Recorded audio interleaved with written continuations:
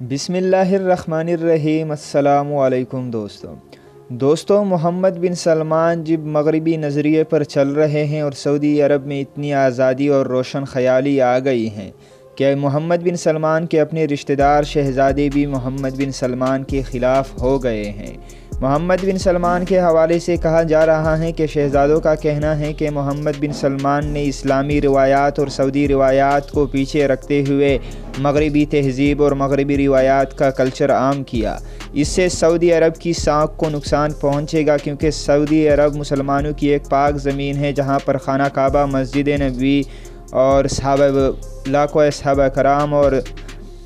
نبی یہاں پر دفن ہیں۔ دوستو، سعودی عرب کے حوالے سے یہ خبریں سامنے آ رہی ہیں کہ محمد بن سلمان کا تختہ الٹنے کے لیے ان کے اپنے رشتہ دار اکٹھے ہو گئے ہیں اور انہوں نے شاہ سلمان پر دباؤ ڈالا ہے کہ محمد بن سلمان کو کرسی سے ہٹاؤ۔ محمد بن سلمان کو کرسی سے ہٹانے کے خوف نے اس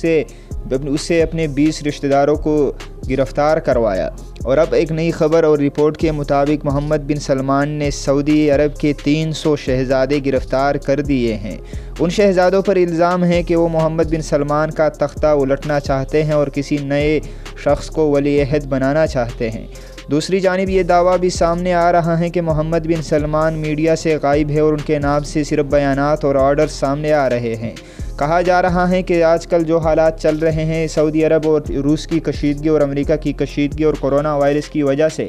آئے ہوئے معاملات کی وجہ سے محمد بن سلمان کی موت کو چھپایا جا رہا ہے۔